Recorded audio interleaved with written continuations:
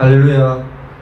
오늘 예수님의 복된 부활의 날에 요한계시록 6장을 강의하도록 하겠습니다. 요한계시록 6장은 7인의 심판이에요. 7인의 심판에 대해서 이 시간 예수님의 메시지를 전하는데요. 요한계시록 1장 1절에 보면 예수 그리스도의 계시라고 나옵니다. 예수 그리스도의 계시인데 아버지 하나님이 주신 계시고 반드시 속히 될 일에 대한 계시예요. 그것을 천사를 통해서 사도 요한에게 예수님이 계시를 해주십니다. 그럴 때에 사도 요한의 처지가 등 따시고 배부르고 막 날마다 교회마다 순회하면서 부흥 집회하고 병자를 고치고 예수님을 증거하고 구원받는 사람들이 늘어나게 하고 이러는 상황이 아니었어요. 예수님의 제자 12제자 가운데 거의 다 순교하고 사도 요한만 남아있고 예수님의 제자들의 신앙을 이어받은 속사도가 나오고 성도들 가운데 스데반 집사님 순교하고 7 집사가 있고 교회 조직들이 있지만 그 당시에 로마 이 요한계시록이 기록된 당시에 예수님 부활 승천하시고 요한계시록 기록될 이때는 거의 서기 한 95년 96년 거의 100년 가까운 지금으로부터 그러니까 1900년 전이죠. 지금 2021년이니까 거의 지금부터 1900년 전에 대한 내용인데 서기 한 100년 가까운 이때의 소아시아 7교회에 대한 내용인데 이때의 사도 요한은요 나이 많아가지고 예수님 제자 가운데 유일하게 나이 많은 사도 요한은 예수님 어머니 마리아를 돌봐야 되기 때문에 장수를 할 수가 있었어요. 그리고 유일하게 남은 예수님 12사도 가운데 유일하게 남은 제자인데 이 사도 요한이요 교회를 돌볼 수 있는 처지가 아니에요. 국집회가 하고 병자를 고치고 예수님을 증거하고 이러는 상황이 아니고 신학교를 세워서 교회를 세워서 교회의 지도자로 일하고 있는 그런 때가 아닙니다. 사도 요한이 이 요한계시록을 적을 때에 patmos에 페트모스 섬에 유배를 갔어요. 지금 이제 에게의 그리스 에게의 patmos 섬에 이 페트모스 섬에는 3,000명의 사람들이 지금 살고 있다고 그래요. 그리고 사도 요한이 사도 요한의 교회가 있고 수도원이 있고 이렇다고 하는데 유적지가 남아있다고 하는데 이 요한계시록 기록될 이 당시에는 로마 황제 숭배가 극에 달했습니다. 로마 황제가 살아있는 신이에요. 황제는 사람일 뿐인데 살아있는 신이라고 그래요. 거기에 누가 반대되는 말을 할 수가 없어요. 반대되는 말을 했다가 바로 참수형이고 사자굴에 던져서 사자밥이 되고 불에 태워져서 하형을 당해서 죽게 됩니다. 그러니까 살아있는 신이 아님에도 불구하고 100년도 못 사는 인생이 어떻게 살아있는 신이 됩니까? 신은 초월적인 존재고 영원한 존재인데 그럼에도 불구하고 로마 사단 마귀의 종노릇하는 로마 황제가 살아있는 신이라니까 그 살아있는 신 황제를 숭배하지 않으면 사자굴에 던져서 사자밥이 되기도 하고 화형을 당하기도 하고 지하 감옥에서 평생 나오지 못하고 그렇게 되고 참수형을 당하기도 하고 이러는 상황 가운데 있으니까 이 로마 황제 숭배의 사상이 극에 달해 있어요. 그리고 또 상인협회, 길드 조직이라는 이 상인협회가 있어가지고 식료품을 공급받는다. 또 가죽 신발을 만든다. 아니면 옷을 만든다. 고급 옷을 만든다.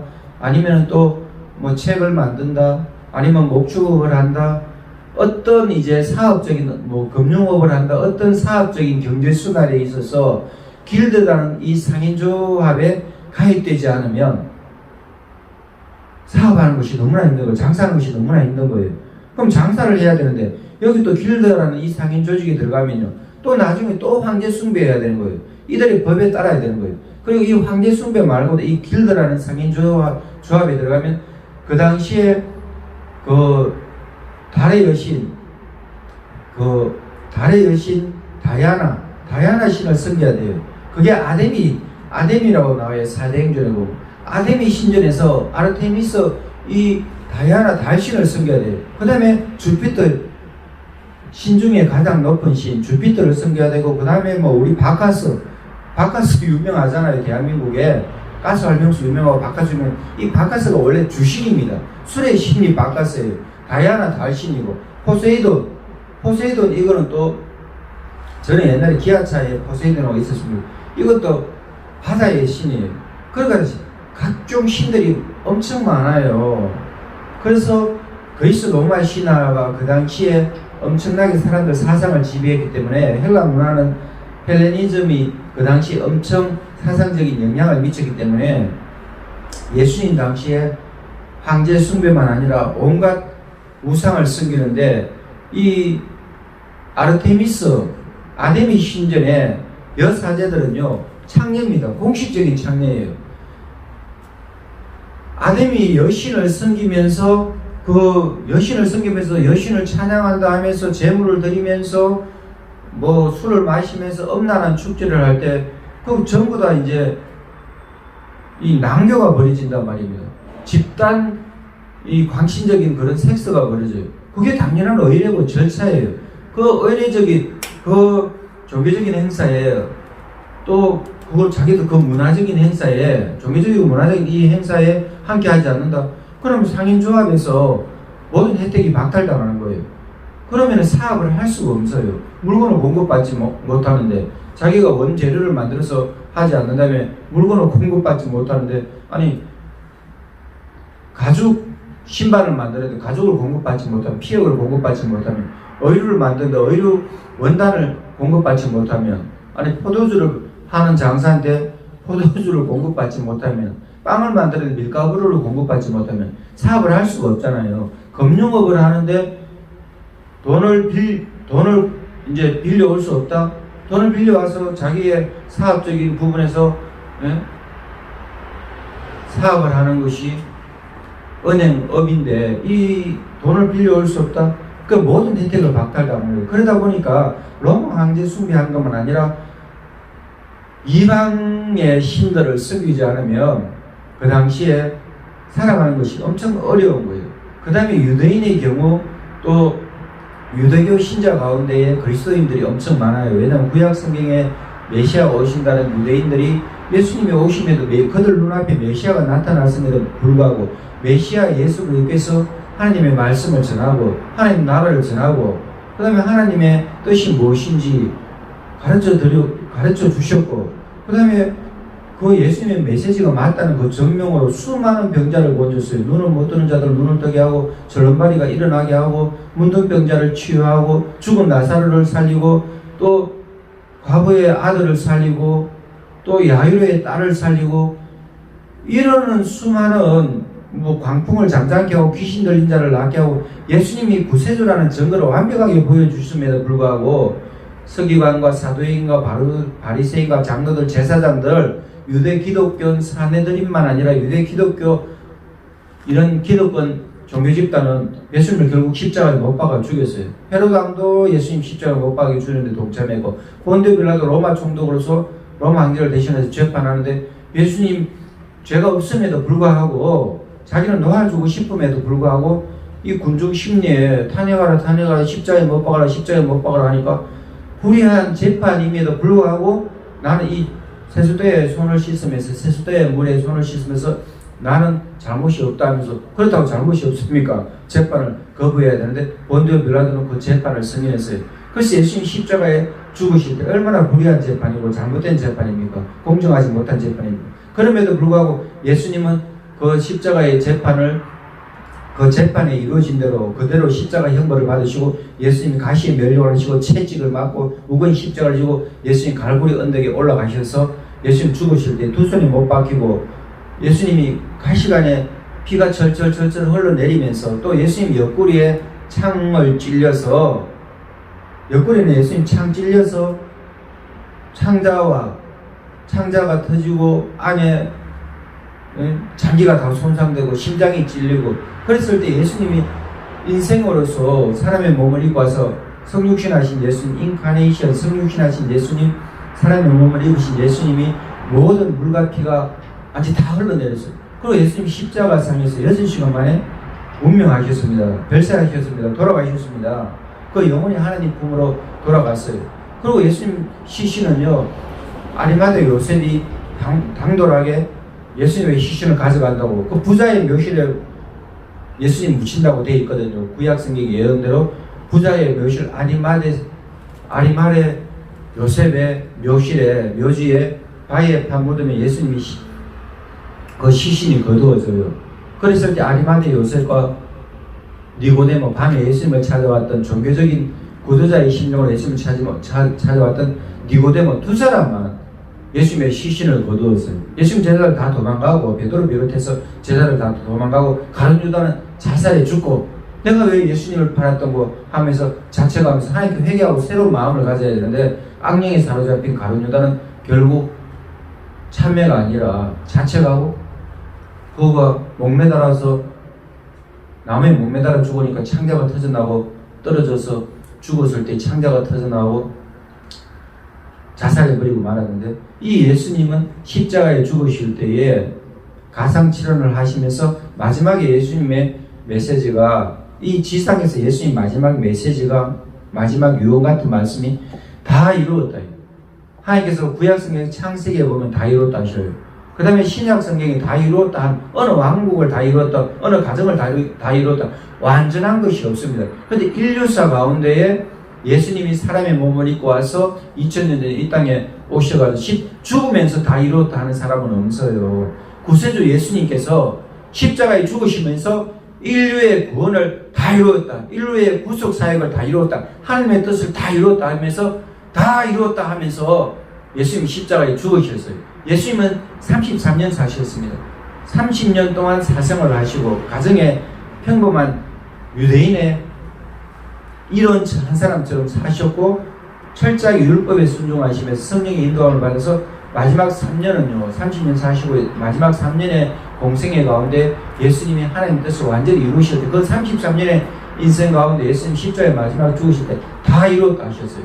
그리고 인류의 구원을 다 이루시고, 우리 인생들이 구원받는 길을 다 이루시고, 하나님의 뜻을 다 이루시고, 예수님 죽으셨을 때에 천사들이 나타나서 예수님 시신을 거둔 것이 아니고, 사람이 하나님과 하나님의 구원을 이룰 때는요, 천사가 이룰 수 있고 하나님 다 하실 수 있지만 우리 사람과 함께 하기를 하나님 그렇게 원하셔요. 그래서 예수님 이 땅에 처음 왔을 때에 동정녀 마리아의 몸에 나시고, 그 마리아와 약혼했던 요셉의 손에 예수님이 피난 가는 거 가만히 의탁 하셨어요.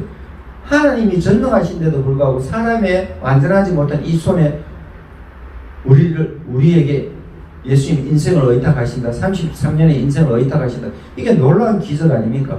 참 놀라운 일이에요. 놀라운 섭리고, 이 예수님이 사람의 몸을 입고 이 땅에 오셔가지고 33년의 생애 가운데 다 이루었다 하시면서 하나님의 구원의 뜻을 다 이루셨어요.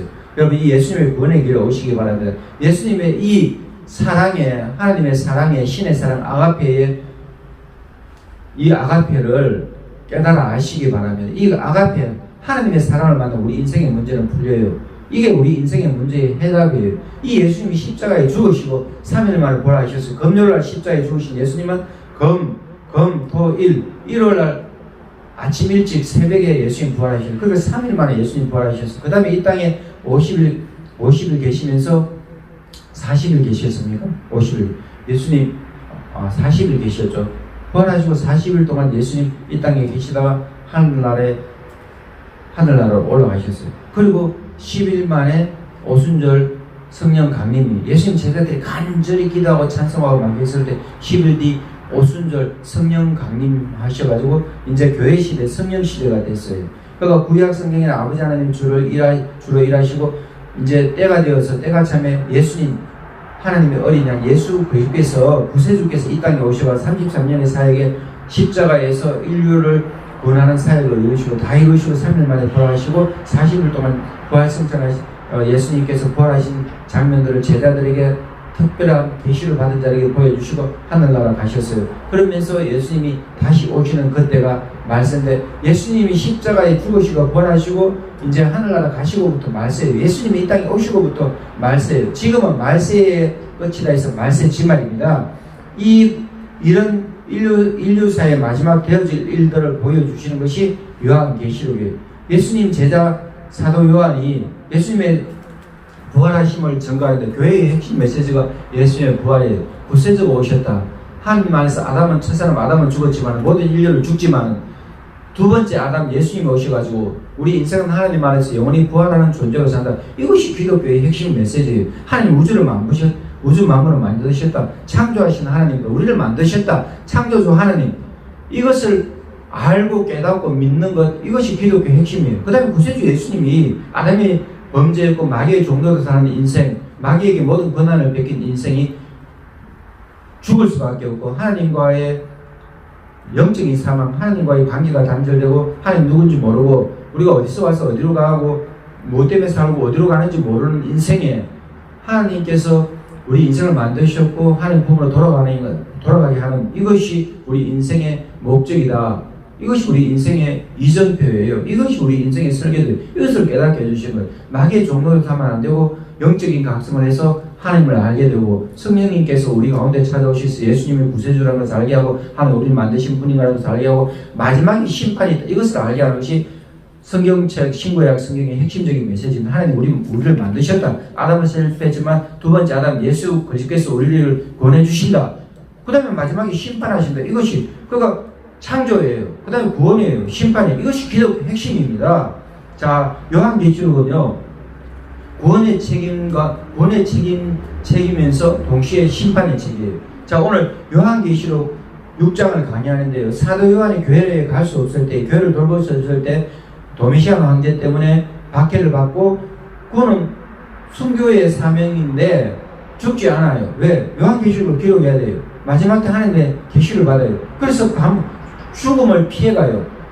죽이려 해도 죽지가 않아요. 그래서 이 도미시안 황제 때에 사도 요한이 밤모섬에 유배되어 가서 나이 많은 사도 요한이 아무것도 할 수 없을 때 절대절망 가운데 처해 있을 때 교회 갈 수도 없고 막혀있고 답답한 상황 가운데 하나님께 기도하고 찬송할 때에 주의 날에 예수님께서 영광스러운 가운데 나타나시고 그 요한계시록 1장에 있고 사도 요한이 이 지상에서 봤던 부활승천하신 예수님이 아니에요. 부활승천에서 예수님 가셨을 때는 사람의 몸을 입고 오신 예수님이 부활하셔서 영광스러움을 있었지만 사도 요한이 봤던 예수님은 예수님 만났다마자 죽은 자와 같이 됐어요. 놀라운 영광 가운데 예수님을 체험했을 때 하나님이고 하나님의 아들이신 전능하신 분이고 시작이고 끝이고 알파와 오메가이신 예수님을 만났을 때 사도 요한은 죽은 자와 같이 됐어요.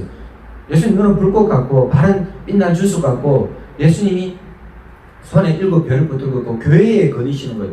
예수님은 교회에 관심 많아요. 로마 황제 심판한다고 예수님 칼을 빼들었던 것 아니에요. 무건으로 마지막 때 심판하셔요. 모든 권력자들을 심판하시는데 예수님 로마 황제를 심판하는 것이 문제가 아니라 교회에 관심 가지신단 말이에요. 7 교회에 예수님 거니시는 거예요. 7 금초대에 다니시는데 그 7 금초대의 비밀이 7 교회란 말입니다. 소아시아의 7 교회. 그리고 소아시아의 그 당시에 이 교회 말고 요한계시록 교회 말고 또 있어요. 데살로니가 교회도 있고 또 갈라디아도 교회도 있고 소아시아에 기록되지 않은 수많은 교회들도 있지만 이 7이라는 숫자는 완전수예요. 요한계시록은 7이라는 숫자가 많이 언급됩니다. 7 인의 심판, 7 나팔의 심판, 7 대접의 심판,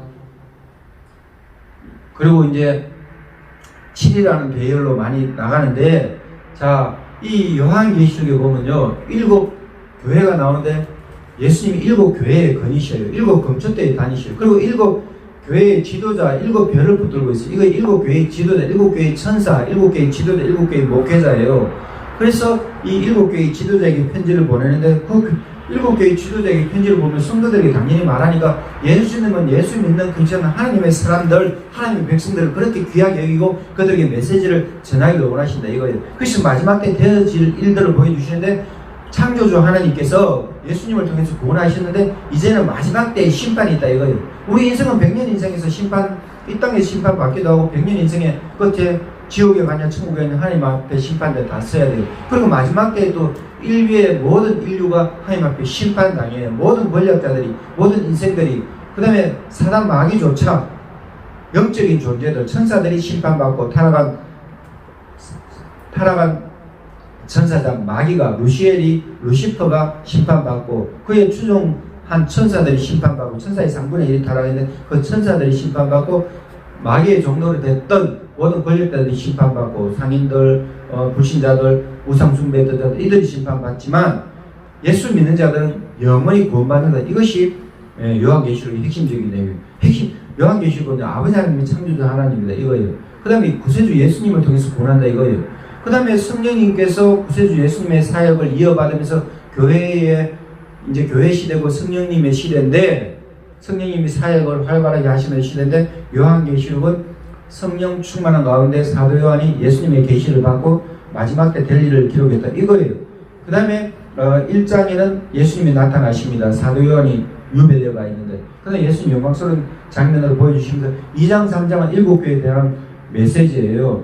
예수님이 잘하는 교회는 칭찬하셨고 못한 교회는 책망하셨고 또 칭찬과 책망하시면서 7교회의 공통적인 메시지가 에베소, 스무나, 버가모, 사대, 빌라델비아, 도아디라, 라오디게아 이 7교회의 예수님 메시지의 핵심적인 내용은 이기는 자가 되라 이거예요. 순교신앙을 가지고 죽음까지도 불사하고 하나님을 믿었을 때 내세가 있고 이 땅에 잠시 잠깐 너무나 고통스럽지만 끝까지 예수님을 부인하면 안 돼요. 예수님 십자가에 죽으시지만 부활하신 분이기 때문에 죽음조차도 이기는 분이다 하면서 황제 숭배도 이기고 길도 상인조합의 우상 숭배도 이기고 이 땅에 불의한 어떤 것들도 이기고 하나님 안에서 승리하는 자가 되라. 믿음에 승리하는 자가 되라.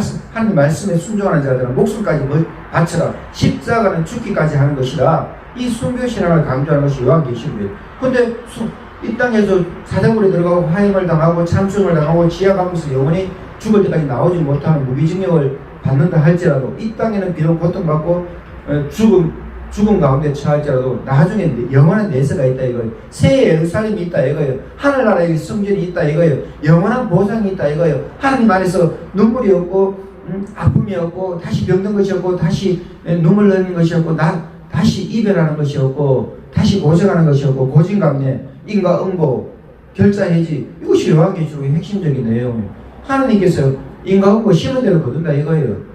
불신앙으로 심으면 마귀의 종로도 한 자들은 지옥 가고 신앙으로 심은 자들, 순교한 자들은 영생 천국이 있다. 이 내용이 요한계시록의 핵심적인 메시지입니다. 이것이 신구약 성경의 핵심적인 메시지예요. 자, 요한계시록 6장에는요 7인의 심판이 있습니다. 자, 사도 요한 6장 1절에 보면 내가 보면 어린 양이 그가 창세기 요한계시록 1장에는 예수님이 계시하시고 영광스러운 모습으로 나타나고 2장 3장은 요한계시록 2장 3장은 7교회에 대한 메시지예요. 이기는 자가 되라는 것이고 4장 5장은 아버지 하나님의 영광스러운 보좌를 보여주셔요. 그 다음에 5장은 예수님의 어린 양 예수님을 영광스러운 모습을 보여주는데 4장 5장은 한 장으로 합쳐도 똑같아요. 4장은 아버지 하나님께 집중하고 내 생물에 집중하고 24장로에 집중하고 천군 하나님께 너무나 놀라운 천상의 존재들과 지상의 구원받은 존재들이 천상의 존재들 지상의 존재들이 하나님께 놀라운 영광을 돌린다. 이게 무한하신 하나님, 전능하신 하나님 찬양을 받으셔서 경배를 받으셔서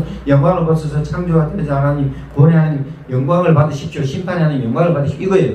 그 다음에 5장에는 예수님이 또 영광 받으시는 장면이에요. 어린 양 예수님이 어린 양인데 유대지파의 사자 다윗의 뿔이에요. 이 어린 양 예수님이요. 하나님의 오른손에 있는 하나님의 우편에 책이 있는데 이 두루마리 책을 어느 누구도 열 수가 없어요. 7인이 봉해져 있어요.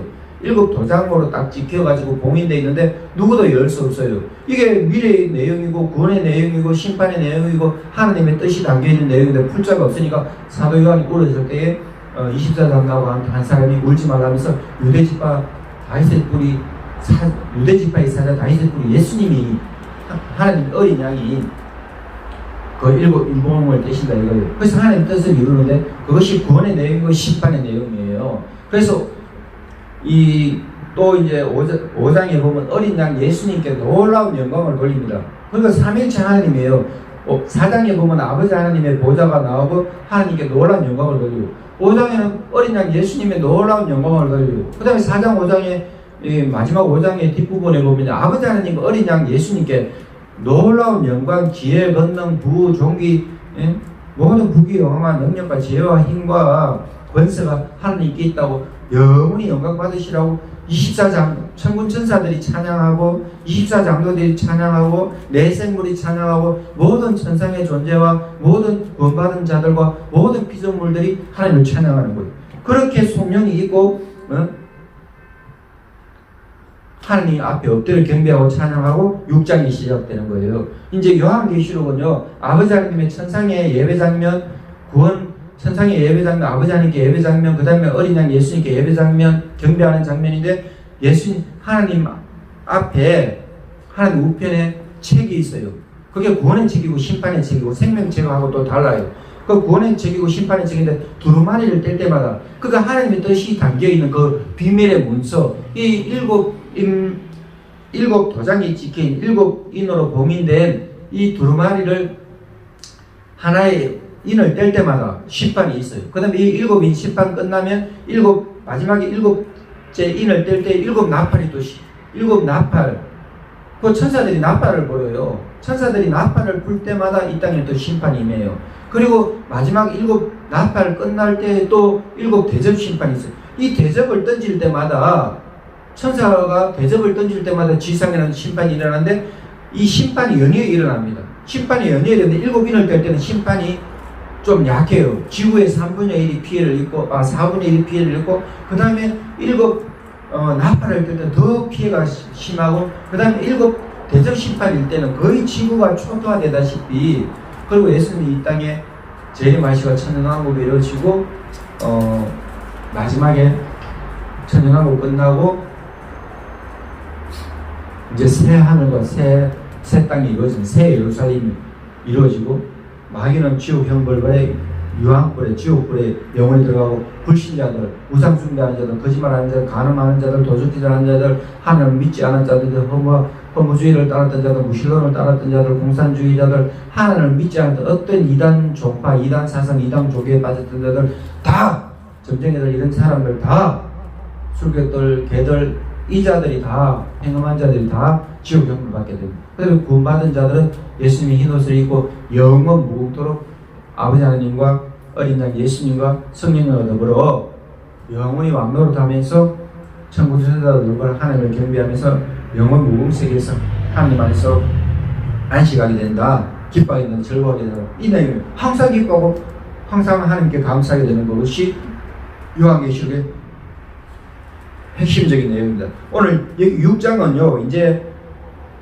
사도 요한이 이 땅에서 교회를 걱정하실 때 예수님이 영광스러운 임재 가운데 나타나서 걱정하지 말고 일곱 교회에 대한 메시지를 줬어요. 그 다음에 사도 요한이 영이 천상에 이끌려가요. 아버지 하나님을, 하나님 보좌를 보고 어린 양 예수님을 보니까 사도 요한이 이제 걱정할 게 없어요. 왜? 아버지 하나님이 우주 만물을 통치하고 다스린다면 로마 황제의 권세는 잠시 잠깐이 되게, 마귀의 권세는 잠시 잠깐의 권세다 이거예요. 하나님께서는 천년이 하루 같고 하루가 천년 같기 때문에 이 지금 2000년의 세월은요 이틀밖에 안 되는 거예요. 하나님은 시간과 공간을 초월해 계셔요. 이 사도 요한은 교회에 받기 때문에 너무나 힘들어했지만 하나님의 계획을 알고 나니까 감사할 것밖에 엎드려 경배하고 찬양할 것밖에 없는 거예요. 그래서 사도 요한이 이 요한계시를 기록하게 되는데 이제 교회의 계시를 전달합니다. 사도 요한의 요한계시록 6장에는요 내가 보면, 사도 요한이요 계속 내가 보면, 내가 들으면, 내가 보면, 내가 들으면 이것이 계속 나와요. 사도 요한의 익스피리언스, 사도 요한의 경험이에요.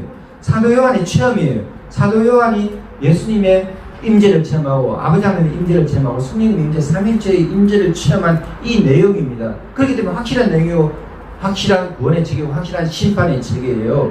왜냐하면 사도 요한이 이 땅에 예수님을 직접 3년 동안 체험했던, 예수님과 직접 3년 동안 동가식 서가수하면서 예수님과 직접 동거했던 그 직계 제자이기 때문에 그렇습니다. 이 사도 요한이 내가 보면 성령 안에서 영적인 체험을 하는데, 천상의 체험을 하는데 아버지 하나님의 보좌를 보고 어린 양 예수님이 책을 받고 이제 두루마리, 두루마리를 일곱 인을 떼는 그 장면이 이제 서술이 됩니다. 자, 요한계시록 6장 1절에 보면 내가 보면 어린 양이 일곱 인 중에 하나를 떼시는데 일곱 인을 떼셔요. 6장은요 일곱 인을 떼는 장면입니다. 일곱 인 심판이에요. 그럴 때에 그때 내가 들으니 하니까 사도 요한이 들을 때 무슨 소리가 들렸으면 내 생물 중에 하나가 우리 소리와 같이 말하되 오라 이렇게 말하니까요. 이제 이에 내가 보니 흰 말이 있는데 그 말 탄자가 활을 가지고 면류관을 쓰고 나아가서 이기고 또 이기고 하다. 이 흰옷을 입고 면류관을 쓰고 활을 가지고 흰말 탄 이 자는 적그리스도입니다. 주경학자들이 요한계시록을 해석하는 모든 신학자들이 적그리스도예요. 어떤 사람은 러시아라 하기도 하고 지금 근래 러시아라 하기도 하고 교황이라 하기도 하는데 일단은 저 그리스도는 100% 확실합니다. 왜냐하면 어떤 사람들은요, 요한계시록을 잘못 해석하는 어떤 사람들은 이 흰말 탄 자는 예수님이라고 해요. 근데 아니에요. 요한계시록 19장에 보면요, 19장 11절에 밑 하반절에 보면 뭐라고 되어 있냐, 요 예수님이 나와요. 예수님을 흉내내는 저 그리스도입니다. 요한계시록 6장에 흰말 탄 자. 계시록 19장 11절 이하에 보면 예수님이 나와요. 또 내가 하늘이 열린 것을 보니, 사도 요한이 보니까요, 하늘이 열렸는데 보라, 백마와 그것을 탄 자가 있으니 예수님이에요. 예수님 이름이 뭐라고 되어 있습니까? 그 이름은 충신과 진실이다. 충성되고 신실하고 진실하다. 그가 공의로 심판하며 싸우다. 그 눈은 불꽃 같고, 그가 예수님이 요한계시록 1장에 보면 예수님이 나타나는 눈은 불꽃 같아 있거든요. 그 머리에는 많은 관들이 있다. 면류관이 있는데 그 이름 쓴 것 하나가 있으니 자기밖에 아는 자가 없고 예수님밖에 모른다 그랬어요. 자, 비밀의 메시지가 적힌 것은 예수님밖에 모른다 했고, 또 그가 피 뿌린 옷을 입었는데 예수님 십자가에 죽으심으로 말하면 피 뿌리시는 옷을 원수를 심판한, 이것은 예수님 피 뿌린 옷보다는 원수를 심판하니까 피가 묻었다고 이렇게 봐야 되겠습니다. 그 이름은 하나님의 말씀이라 칭하더라. 하늘에 있는 군대들이 희고 깨끗한 세마포 옷을 입고, 예수님의 의의 옷이죠. 희고 깨끗한 세마포, 예수님의 구원의 옷이에요. 이 옷을 입고 백마를 타고 그들을 따르더라. 그의 입에서 예리한 금이 나오는, 예수님 입의 메시지가요, 그 말씀대로 이루어집니다. 그래서 그 입에 그의 입에서, 예수님의 입에서 예리한 금이 나오니 그것으로 만국을 치겠고, 예수님 대적하는 지상의 모든 나라들은 심판받아요. 그것으로 만국을 치겠고, 친히 그들을 철장으로 다스리며 또 친히 하나님 곧 전능하신 이의 맹렬한 진노의 포도주 틀을 밟겠고, 그 옷과 그 다리에 이름을 쓴 것이 있으니 만왕의 왕이요 만주의 주라. 만왕의 왕, 주님 중에 주님. 그러니까 주님 중에 주님이고 만왕의 왕이기 때문에 이기고 이긴다. 예수님 벌써 이겨서 하늘나라에 심판하고 있잖아요. 하나님 우편에서 하나님의 두루마리를 가지고, 그 하나님의 심판책을 가지고, 구원의 책, 심판의 책을 가지고, 이제 일곱 봉이든 이 심판의 두루마리를 가지고 예수님이 있는데, 이긴 자가 벌써 되는데 이기고 이긴다. 이것은 적그리스도예요. 자, 두 번째, 흰말을 타면요, 예수님의 일곱 인 가운데 첫째 인을 뗄 때 적그리스도가 나타나는 거예요. 적그리스도가 나타나고, 그 다음에 두 번째는, 자, 3절에 보면 둘째 인을 떼실 때 내가 들으니 둘째 생물이 말해도 오라 하니, 하나님 앞에 천사장 같은 거룩 스랍 이 존재, 천사 가운데 한 천사가 뭐라고 하냐, 오라 또 그러죠. 첫째 천사, 둘째 천사, 셋째 천사, 넷째 천사가 일곱 인을 첫 번째, 두 번째 뗄 때마다 오라고 그러는데, 둘째 생물이 말하되 오라 하니 이에 다른 붉은 말이 나오더라. 붉은 말은 그 탄 자가 허락을 받아서 땅에서 화평을 자해버리며 서로 죽이고 또 큰 칼을 받았다. 두 번째 붉은 말은요, 전쟁입니다. 전쟁. 공산주의가 붉은 계통의, 중국도 그렇고, 중국은 오성길이잖아요. 붉은 색을 좋아하는 것은 공산주의인데, 주로 공산주의인데, 자, 붉은 말은요, 전쟁입니다. 전쟁. 공산주의도 전쟁이거든. 공산주의다 하기보다 이것은 붉은 말 탄 자가 와서 화평을 자해버리고 칼을 받았는데 큰 칼입니다. 또 그가 엄청난 전쟁이 일어나는 거예요. 국제적인 전쟁이 일어나고 서로 나라끼리 전쟁이 일어나고, 예수님 말세는 나라와 나라가, 민족이 싸운다 그랬거든요. 국제전이 일어나고 내전이 일어나고, 이 전쟁, 또 이거는 예수님 당시부터 시작해서 그 인류 역사가 전쟁의 역사예요. 46,000번이가 이렇게 미국의 IBM에서 IBM사에서 이것을 조사했을 때 한 6,000년 안 되는 인류 역사 가운데 46,000번 넘는 전쟁이 있다 그러는 거예요. 그 날마다 전쟁인 거예요. 우리만 해도 일본 사람들이 쳐들어왔죠. 일제가 쳐들어왔죠. 중국이 쳐들어왔죠. 그 다음에 6.25 전쟁 때만 해도 얼마나, 세계대전은 아니지만 완전히 국제전이죠. 유엔 16개국이 참전하고, 소련군이, 러시아가, 또 북한의 공산당들이 합쳐가지고 싸울 때, 자유진영과 민주주의 진영, 이 공산주의 진영과 민주주의 진영이 싸울 때에 국제적인 전쟁이랑 똑같았죠. 3차 세계대전은 아니었지만. 자, 이게 전쟁이 일어나면요, 하나님께서, 예수님이 둘째 인을 뗄 때에 이 땅에는요, 전쟁이 일어나는 거예요. 나라끼리 싸우는 거예요. 민족끼리 싸우는 거예요. 처참한 상황입니다. 우리나라도 지금 공산주의하고 자유민주주의 진영으로 맨날 사상 투쟁을 하고, 아니 칼만 안 들었다 뿐이지, 총칼만 안 들었다 뿐이지 맨날 죽이는 전쟁인 거예요. 자, 그 다음에 예수님이 또 세 번째 인을 떼십니다. 세 번째 인을 떼니까 셋째 인을 떼실 때 내가 들으니 셋째 생물이 말하되 오라 하기로 내가 보니 검은 말이 나오는데 그 탄자가 손에 저울을 가졌더라. 검은 말이라는 것은 죽음을 상징합니다. 검은 말이 나오는데 두려움, 사망, 죽음을 상징하는데 내가 내 생물 사이로부터 나는 듯한 음성을 들으니 내 생물 가운데 나는 듯한 음성을 들으니까 뭐라고 하느냐면 한 데나리온이 미라한데요. 한 데나리온의 보리석대로다. 또 감람류와 포도주를 해치지 말라 하더라. 한 데나리온은요 노동자의 하루 품삯이에요. 사도요한 당시에 노동자의 하루 품삯 요즘에 한 10만원 정도 지금 우리나라 대한민국 정수로 우리의 정수로 한 10만원이다. 일당을 잡으면요. 근로자들 대기업의 근로자들은 하루에 한 20만원 30만원 될 테고 저임금 받는 자들은 또 하루에 10만원 안 될 테고 뭐 2, 3만원 되는 사람도 있을 텐데 평균적으로 하루에 한 10만원 잡으면요. 하루에 10만원 벌어가지고요. 짜장면 한 그릇밖에 못 사는 거예요. 아니 탕수육도 못 먹는 거예요. 짜장면 짬뽕 한 그릇이 하루에 10만원 한다?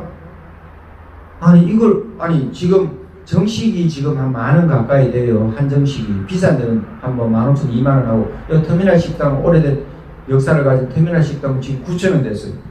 뭐 물가가 올라가죠. 그러면 하루 열심히 일해가지고요. 밥 한 그릇밖에 못 사 먹는 거예요. 아니 짜장면 한 그릇밖에 못 사. 이거 생활할 수 있겠어요? 가족 구형은 절대 못해요. 그러니까 엄청나게 기근이 일어난다 이거예요. 인플레이션이 심각한 인플레이션이.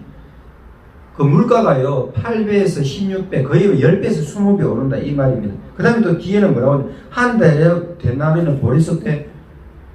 그러니까 주식인 밀과 보리를 살 때에 너무나 인플레이션이 심해가지고 그 첫째 임 때고 둘째 임 때고 적그리스도가 나타나고 전쟁이 일어나고 국제전이 또 내전이 일어나고 그러니까 기근은 당연히 따라요. 전쟁이 일어나면요 가난해서 먹을 것이 없어요. 6.25 정도 먹을 것이 없어요. 미군이 주는 꿀꿀이 죽 먹었다 그러는 거예요.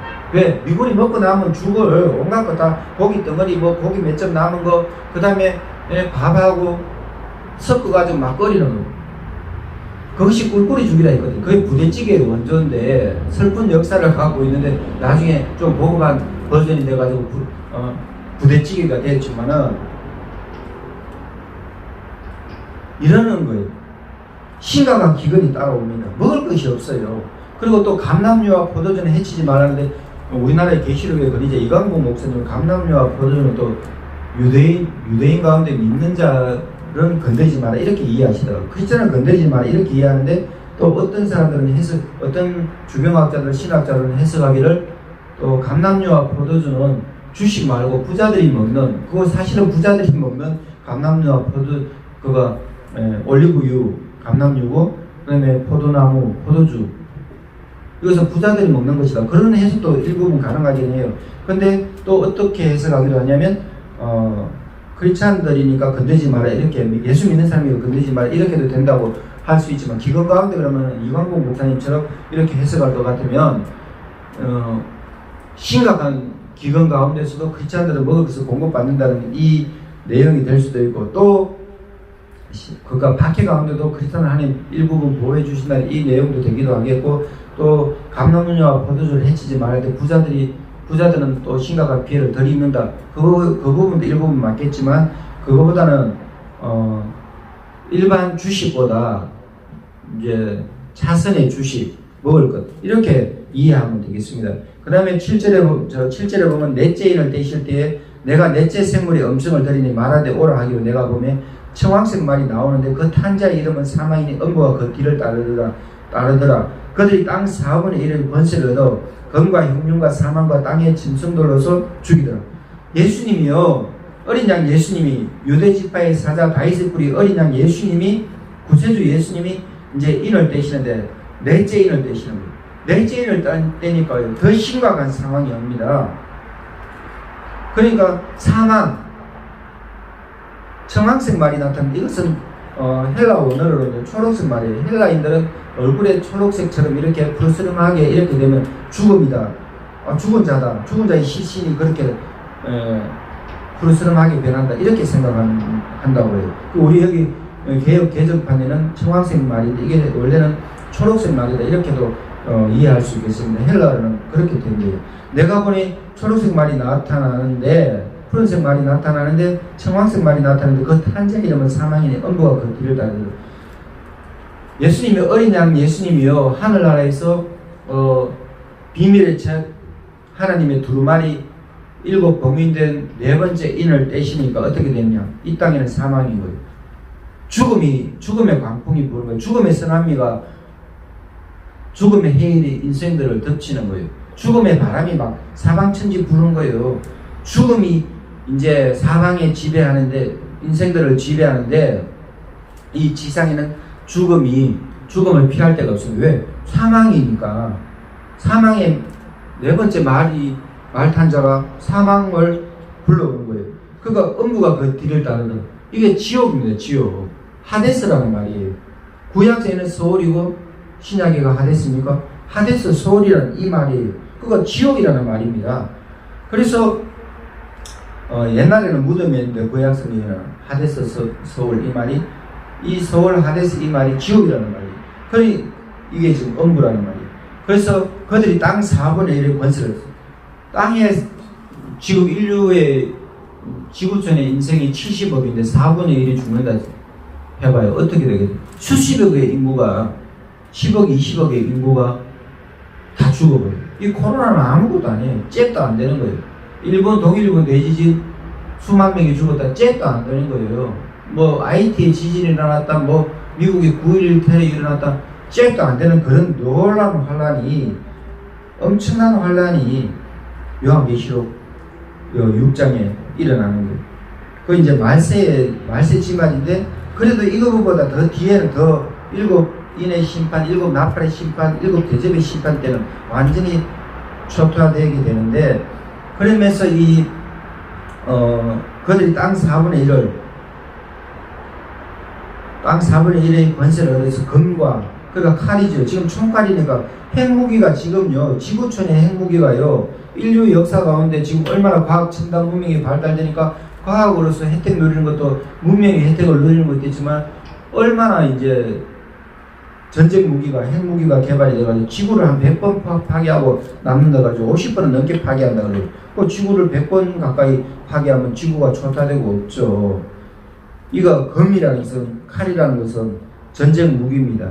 그 다음에 흉년 전쟁이 일어나니까 모든 것이 초토화돼요. 옛날에는 전쟁이 일어나면 사람이 칼 쓰면 사람이 죽고 농지는 남아있지만 그 다음에 총칼 때문에 바뀌었고 탱크 지금은 미사일 지금 핵무기까지 있으니까 전쟁하면요 남아있는 것이 하나도 없어요. 농사 지을 수도 없고 물고기도 바다도 엄청나게 피해를 입기 때문에 그러니까 거의 전쟁이 일어나면 이제는 모든 것이 초토화돼요.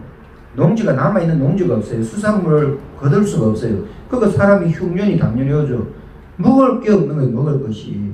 그 다음에 먹을 것이 없으니까 당연히 사람이 죽을 수밖에 없고 이 칼이라는 이 무기에 전쟁 무기에 탱크, 전쟁, 미사일, 핵무기에 사람이 죽기도 하지만 먹을 것이 없어 죽기도 하고 기근 때문에 또 무기 때문에 핵무기나 이런 미사일, 탱크 이런 무기 때문에 땅에 짐승들로서 죽이도 하고 옛날에는 사도요한 당시에는 전쟁이 일어나고 사람이 없으니까 들짐승들이 얼마나 설치겠어요. 이리떼, 하이에나, 사자나, 호랑이나, 곰이나, 여우나, 늑대나 짐승들만 해도 엄청나게 왜냐면 짐승들이 번성해버리면 사람이 없는데 어떻게 막아요. 사람은 숫자가 적고 짐승들이 더 숫자가 많은데 지금은 이제 이런 짐승들이 많이는 없죠. 왜냐하면 지금 과학 문명이 발달했기 때문에. 근데 요한계시록처럼 이 상황이 또 만약에 오늘 요한계시록 6장 이 상황처럼 이루어지면 사람은 없다. 짐승은 늘어나다.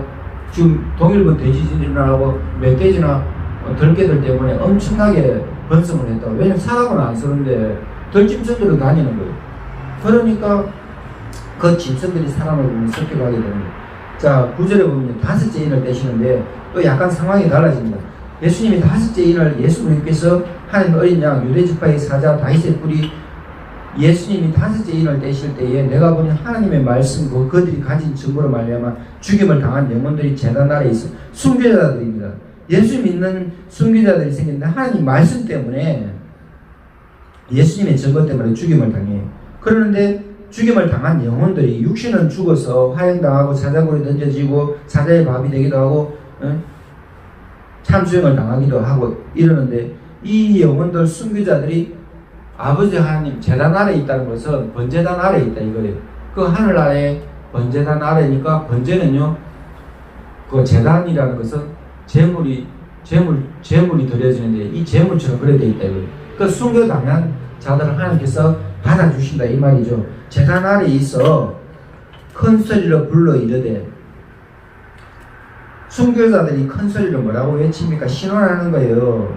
우리의 소원을 이루어 달라고 신원하는 것은 간절하게 소원을 아린다 이 말이거든. 억울한 누명을, 억울한 사정을 아린다 이 말이 신원인데, 큰 소리를 불러 이르되 거룩하고 참되신 대주의 땅에 거한 자들 심판하여 우리 피를 갚아주지 아니하시는 어느 때까지 하시려 하나이까 하니, 그러니까 이 땅에서 예수 믿는다는 이유 때문에 상인 조직에도 들어가지 못하고 원자재도 공급받지 못하고 가정을 꾸리지도 못하고 취직하지도 못하고 엄청나게 살아가는 것이 힘든데, 예수 믿는다는 이유 때문에 잡혀가서 참수형을 당하고 사자의 밥이 되기도 하고 이럴 때에 이들이 얼마나 억울하겠습니까? 잘못한 게 뭐가 있어요? 진실되게 살고 싶고 하나님을 믿고 싶고 참 하나님을 섬기고 참 구세주 예수를 믿었는데, 성령 충만해서 그들이 순교자의 삶을 살았는데 이들이 죽었어요. 이 땅에서는 얼마나 억울해요. 그러니까 하나님 앞에서 이들이 억울한 사정을 갚아달라 하니까 하나님의 음성이 뭡니까? 하나님의 음성이 뭐라고 들리냐면, 각각 그들에게 흰 두루마리를 주시고, 아버지 하나님이, 어린 양 예수님이, 성령님이, 삼일째 하나님께서 그들에게 흰 두루마리를 주시고, 예수님 흰 두루마기를 주셔요. 하얀 세마포 흰 두루마기를 주시는데 이르시되 아직 잠시 동안 쉬어 그들의 동무 종들과 형제들도 자기처럼 죽임을 당해 그 수가 차기까지 하라 하시고, 그러니까 아직 하나님의 순교자의 수가, 순교 당하는 사람들의 수가 더 차야 된다 이거예요.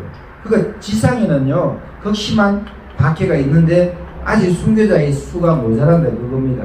그리고 이제 또 장면이 전환돼서 예수님이 여섯째 인을 떼시는데, 내가 보니 여섯째 인을 떼실 때에 큰 지진이 나고, 이제 천재지변이 일어나고, 천재지변이 예수님께서도 복음서에 마태복음 24장 이런 데 보면요, 하늘에 천재지변의 이상이 있다고 예수님이 말씀하시는데, 요한계시록 이 메시지가 똑같아요. 내가 보니 여섯째 인을 떼실 때 큰 지진이 나면, 지진이 일어나고 전쟁이 일어나고 예수님 마지막 때 천재지변의 이상이 일어난다고 그랬는데, 내가 보니 여섯째 인을 떼실 때 큰 지진이 나면 해가 검은 털로 짠 상복같이 총당같이 검어진다 했는데, 검은 털로 짠 상복같이, 그 장례식에 갈 때 검은 옷이 있는데 그 상복같이 검어지고, 해가 시꺼멓게 돼버리니까 이게 천체의 우주에, 그러니까 천체에 태양이 시꺼멓게 변해버린다? 그 희한한 일 아닙니까? 그가 핵전쟁이 일어났다고도 볼 수가 있는 거예요.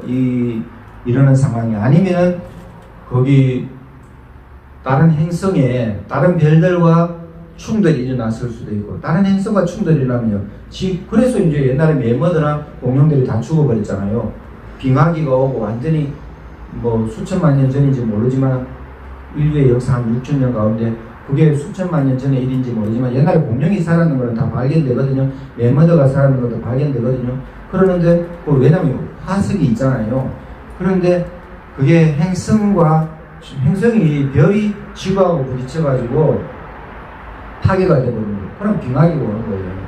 완전히 막 검은 연기가 일어나가지고 해를 뒤덮어버리고 그러는 상황이 일어난다 이거죠. 그러니까 핵전쟁이 일어나서 해가 검은 털로 짠 상복까지 검어지기도 한다고 하는데, 그러면 이게 난리 나도 땅에는 화산이 터져도 막 사람들 피난가고 난리잖아요. 시꺼먼 재가 막 일어나고 하잖아요. 핵전쟁이 일어나도요, 핵전쟁이 일어나서 핵미사일을 발사하면, 핵무기를 발사하면 또 엄청난 파괴력 때문에 그 분진이 엄청 생겨요. 땅에 구름, 이런 분진들, 공기하고 땅하고 또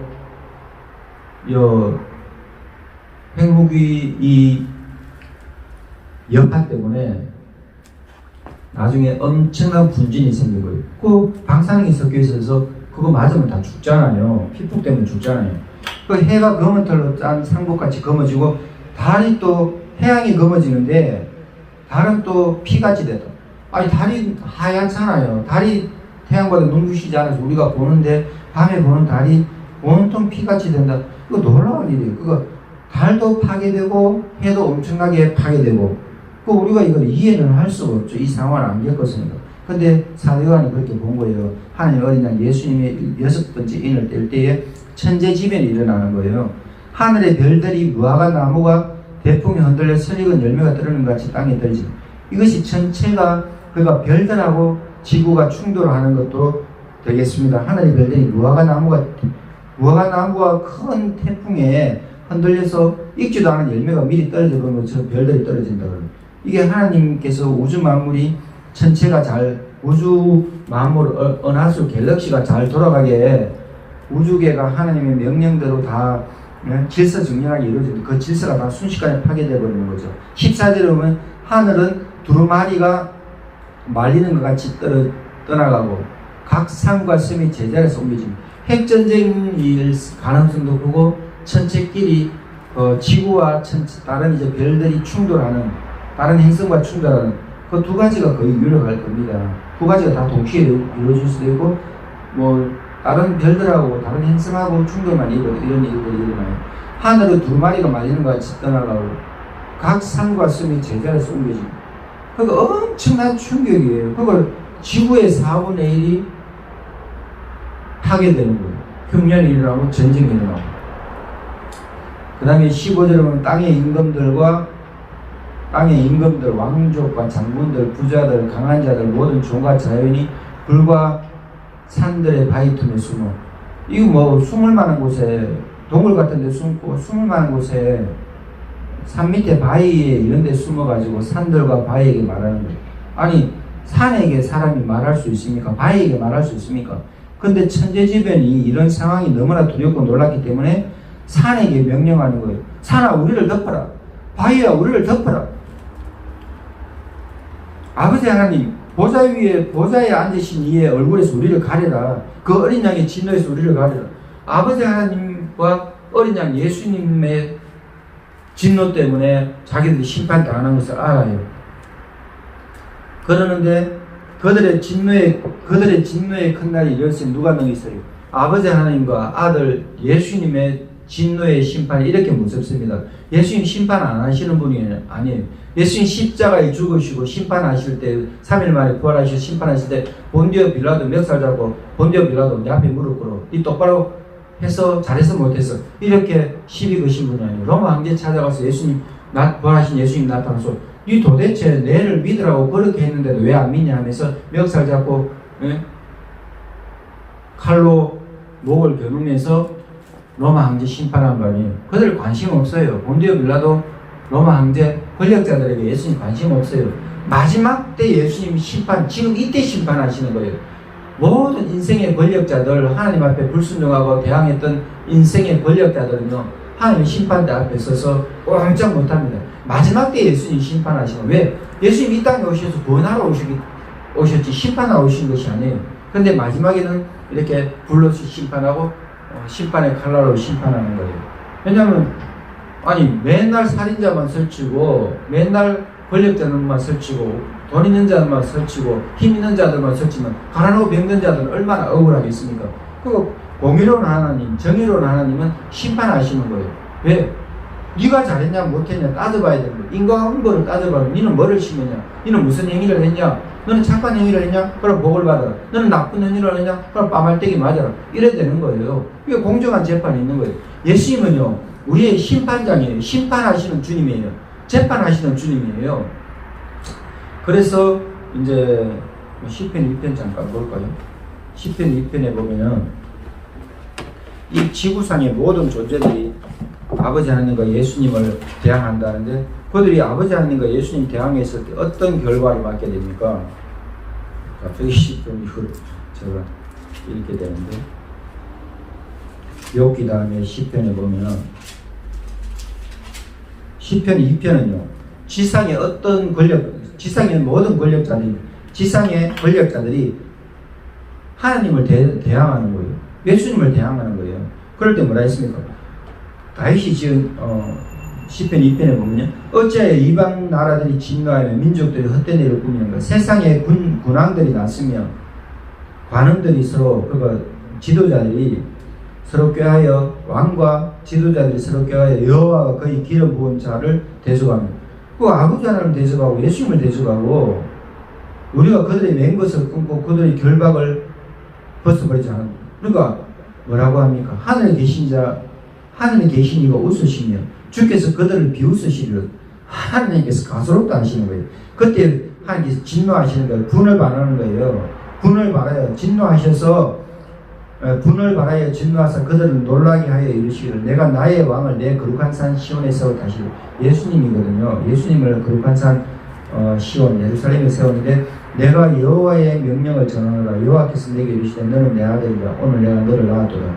내게 구하라. 내가 이방 나라를 내 유업으로 주니 내 소유가 땅끝까지 이르리로다. 내가 철장으로 그들을 깨뜨리며 질그릇같이 부수시오. 이게 요한계시록 뒷부분에 나와요. 철장 권세 질그릇같이 하나님을 대항하는 자를 다 깨뜨려버려 예수님. 그래서 군왕들아 너희는 지혜를 얻으며 세상의 재판장들아 너희는 교훈을 받을지어다. 여호와를 경외함으로 숨기고 떨며 즐거워하자. 우리 인생이 해야 되는 거 뭡니까? 우리 믿는 자들은 순교당하고 24장로 구약성경에 12지파 신약성경에 12사도를 뜻하는 완전한 믿는 자들을 뜻하는 그 24장로들이 하나님 앞에 경배해요. 어린 양께 경배해요. 그런데 이 세상의 권력자들은 하나님께 경배하지 않는데 그들에게 하는 하나님의 메시지가 뭡니까? 시편 2편 11절에 보면 그런즉 10절 11절에 보면 그런즉 군왕들아 너희는 지혜를 얻으라. 세상의 재판관들아 너희는 교훈을 받을 줄. 자기들이 재판하는 것 같지만 그 위에 영원한 재판장 예수님이 계신다 이거예요. 예수 그리스도께서 여호와를 경외함으로 섬기고 떨며 즐거워하지. 하나님은 두려우신 분이기 때문에 경외하는 거예요. 두려워 떨어야 돼요. 그러면서 즐거워야 돼요. 이게 희한하죠. 두려워 떠는데 어떻게 또 즐거워해요. 근데 하나님이 너무나 영광스러운 존재이기 때문에 두려워할 수밖에 없어요. 근데 또 하나님 안에서 영원한 평안을 주시기 때문에 즐거워하고 기뻐하게 된다 이 말입니다. 그리고 그의 아들에게 입맞춰 예수님과 사랑의 기술을 나누라 이거예요. 신앙으로 예수님에게 믿음에 입맞춤을 하라 이거예요. 그의 아들에게 입맞추라. 그렇지 않으면 진노하신 너희가 길에서 망하리니 그의 진노가 급하시며 여호와께 피하는 모든 사람은 다 보이고. 이게 오늘 요한계시록 6장하고 얼마나 맞잖아요. 자 이제 마치는데 하나님의 놀라운 심판이 계속 이어집니다. 결론적인 부분이 아니에요. 계속 이제 심판이 시행됩니다. 그 요한계시록에 보면은 6장에 보면 이제 6째 인을 뗐고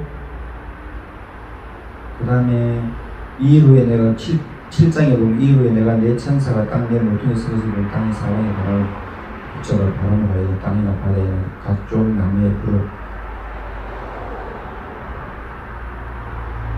그 다음에 인치 바른 자 14만 4천이 나오고 자 예수님의 일곱 인의 심판이 이루어지는 오늘 장면 요한계시록 6장을 강의했습니다. 여러분 오늘 예수님의 복된 부활의 날인데요. 부활하신 예수님이 주일날만 찬양 받으시는 게 아니라 우리 인생의 모든 시간 가운데 찬양과 경배와 영광을 받으시는 분. 우리는 하늘나라 가서 영원히 하나님을 찬양하고 아버지 하나님, 아들 예수님, 성령님을 영원히 찬양해요. 이 땅에서 그러니까 우리가 미리 찬양하는 것이 지혜로운 자가 말입니다. 유행가 부르는 것도 좋지만 가요 부르는 것도 팝송 부르는 것도 좋지만 클래식 듣는 것도 좋지만 우리 입에 항상 찬양이 나와야 되는 거예요. 이 세상의 가요는요 허무해요, 우울해요, 영원한 기쁨이 없어요. 근데 찬송은요 기쁨이에요. 물론 탄원하는 찬송도 있고 애원하는 찬송도 있지만 영원한 기쁨의 찬양을 우리는 하나님께 드려야 돼요. 하나님을 경배해야 돼요. 그리고 이제 예수님 안에서 아직은 기도할 수 있는, 하늘나라 가서 나중에 기도할 것이 없어요. 순교자들이 탄원하고 기도하는데 나중에는 기도가 없어요. 영원한 찬양밖에 없어요. 아직은 우리가 이 땅에서 기도할 때라는 것을 감사하고, 하나님께 기도할 수 있는 시간이 있어서 감사하고, 그리고 우리 가족들이 빨리 구원받아야 되고, 우리 울산의 사람들이 울산 복음화 일해줘야 되고, 우리 대한민국 민족 복음화 일해줘야 되고, 남북한이 통일돼서 북한 땅에도 다시금 평양이 예루살렘은 그 영화가 회복되고, 이 북한 땅에도 공산주의 때문에 난리가 나 있잖아요. 김정은이가 살아있는 신이잖아요. 절대 살아있는 신이 아닙니다. 살아있는 영원한 신은 하나님 아버지, 그 아들 예수님, 성령님 뿐이에요. 이 삼위일체 하나님 예수님을 빨리 믿도록 북한 땅에도 복음이 이루어지고, 남북한이 복음에서 통일되지, 통일되면 뭐합니까? 복음에서 통일 안 되면 복음에서 통일돼야 돼요. 그래서 이 대한민국 이 마지막 때 예수님 오시는 이제 긴박한 순간을 앞두고 있는 이때에, 말세지 말의 이때에 마지막에 세계 선교를 감당해야 돼요. 미국 땅을 우리가 선교사를 많이 보낸다는데, 대한민국 5대장 6대주에 이 예수 그리스도의 구원을 전해야 돼요. 심판이 임박하다면서 구해야 돼요. 빨리 구원받으라고 전해야 돼요. 구원의 메시지를 전해야 돼요. 여러분, 지금 이 시간부터 빨리 예수님의 구원의 기쁨에 동참하고, 하나님을 찬양하고, 예수 그리스도를 영접하고, 아직도 하나님을 믿지 않는 자를 빨리 예수님께로 돌아와서 믿는 자들 하나님을 잘 믿고 이 복음을 전하는 여러분 다 되시고, 하나님을 승리하는 여러분들 다 되시기 바랍니다.